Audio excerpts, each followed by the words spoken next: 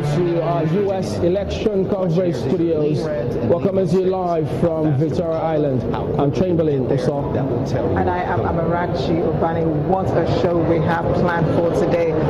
We're here at the Intercontinental Hotel where the United States Embassy, along with Channels Television, is hosting friends and, of course, members of the diplomatic corps to a mock election night as we monitor the biggest election in U.S. history and one of the most expensive too, I might add. Yes, indeed, and interestingly, they have quite a number of things that they've lined up here today to show us, and when you get to see them, part of the intention is to get a feel of what exactly is happening in North America as we speak. We will have mock elections here as well. You get to see how the election, if you were to vote, for instance, it's a direct kind of feeling that you get. So it's right there behind Amarachi in that hall. You get to see one, that election will go on. Then the Consul General will give a speech and quite a number of things lined up. We know it's going to be a long night and they have that all planned out here. Well, what's really good about the mock election is that, it's non-Americans who will be voting, non-Americans like you and I who will be voting. So people get a chance to express their feelings about who they feel should become president of the United States. So up for tonight, if you're looking into the hall right now, you'd see different sections of the hall stationed and mapped out for different experiences. You will learn more about the U.S. Election history.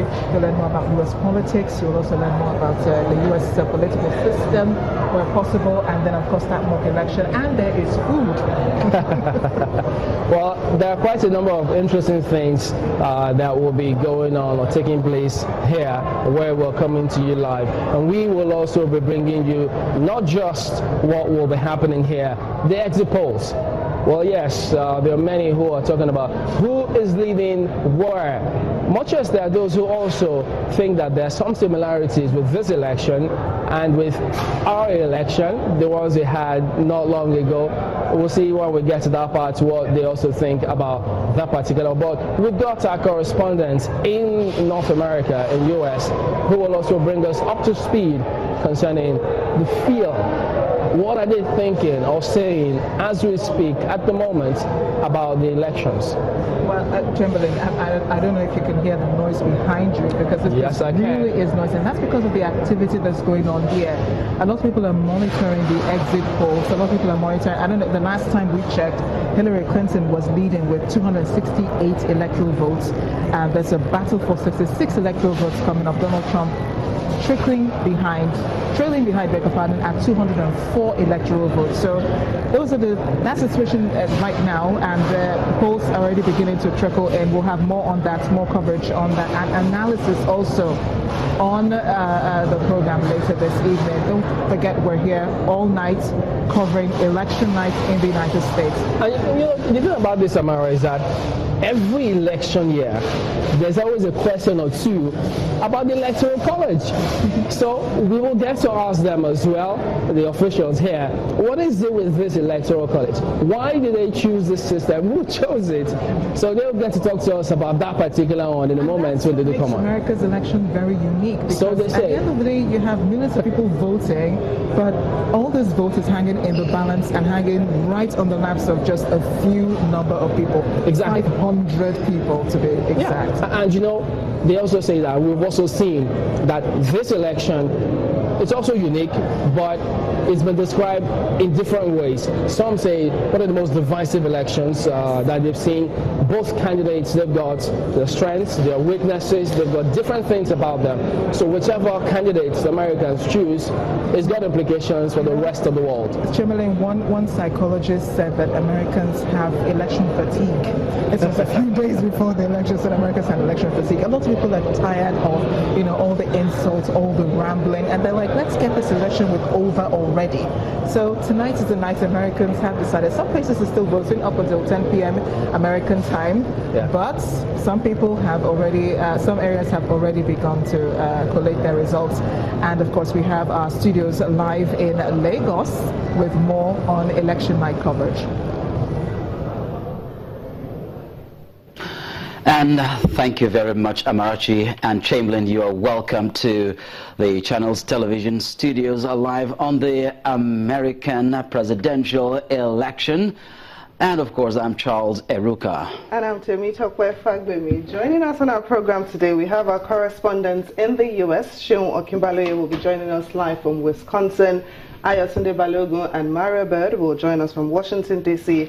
And Adeshawa Josh will be joining us live from New York. That's right. Tokwe is it's about 6 minutes past midnight here in Nigeria. And since we are 7 hours ahead of the United States, it should be about 6 minutes past 5 p.m. American time, and by now it's expected that voting should have ended, and what we are looking forward to at the moment will be when the results would start trickling in. I think at this point, it is who will be in the lead and who will finally clinch the White House that will be on the minds of many people. But so to speak, we'll also be having a feel of what the situation is like, the emotions, the expectations of Americans over there in the United States of America, of course, as they wait to find out who will emerge the next president of probably the most powerful nation in the world. Definitely. We're looking at history being made now, because it doesn't matter who wins. At the end of the day, we are still talking of making history, because we have Donald Trump, who is not a politician, just wake up one day and decide I'm running for the elections, and see how far he's come. And then if we're talking of a Clinton presidency too, we're talking of the first female, to get into the White House. So either way, it's really going to be a And let's also not election. forget that not just the first female, but probably the Clintons will also emerge as the first couple in American history to, run the affairs of the United States of America.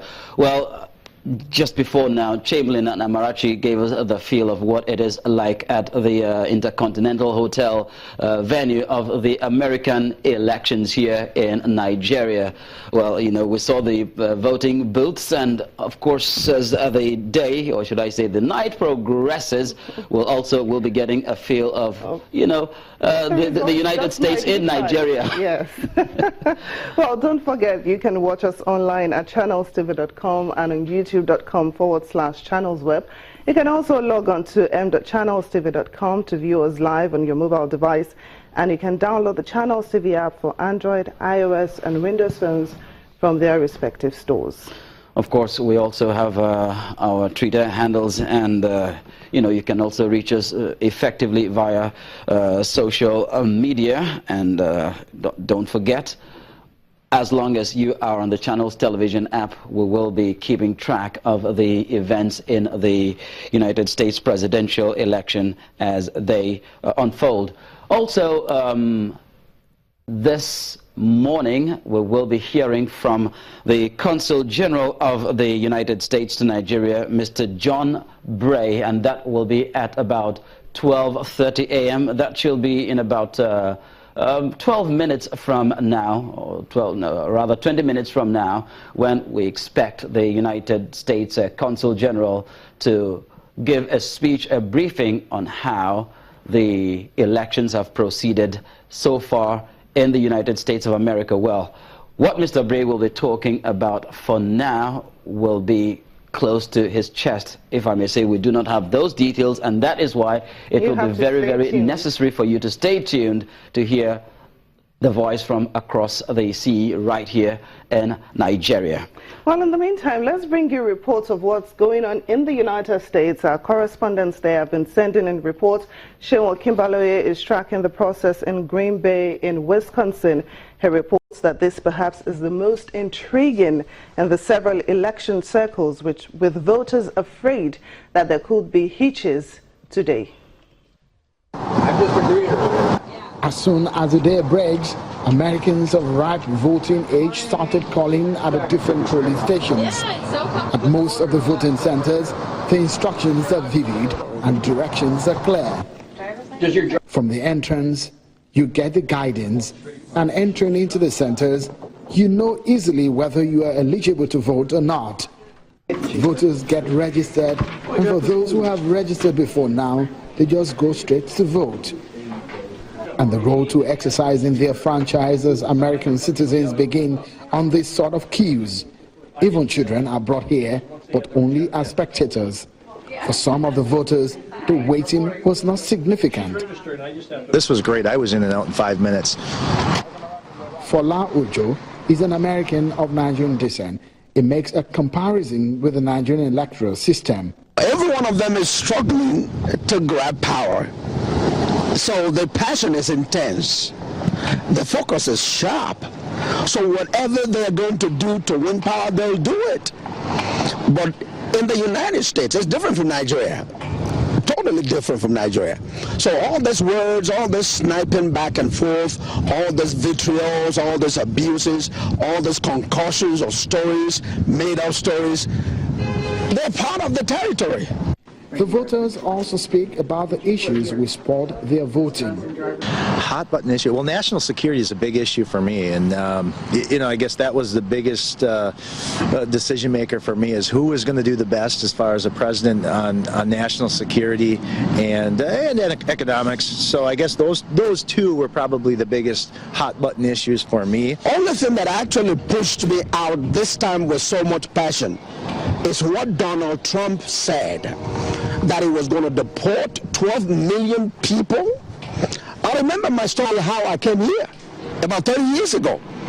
If somebody had sent me back, I would not be telling the story that I'm telling now. What exactly some of the officials have been saying is people have voters, after they've cast the ballot and put the ballot into the machine, they have to wait for the prompt, the message, to tell them the ballot has been accepted and the vote has been cast. So that's exactly what has been happening here. So far, the waiting time, averagely 5 minutes. That's what voters are telling us right here from Ashobunani in Green Bay. Seun Okinbaloye reporting for Channels Television News. Well, the perspective from the point of view of a Nigerian resident in the United States. Well, of course, as an American citizen and Americanized Nigerian, of course, he is speaking from his own personal experience in that report by Seun Okinbaloye. Well, we also understand that the final moments of voting in the United States presidential election are on the way. As you can see in the visuals on your screens now, Americans are still voting, but of course those are the closing moments of the exercise when they are casting their ballots. What you're seeing right now are the live feeds from various polling units over there in the United States, where the votes are still being cast. And as I can see from here, I was thinking at this point, there'll be such a massive buildup, but you cannot see, crowds at the voting and the polling units, meaning that most of the people have cast their ballots. Earlier, voters have cast their votes, and now these are just the closing moments of the voting process in the United States. And Charles, just looking at these pictures, it's really amazing that they're just going about it so calmly and everyone is so peaceful about it.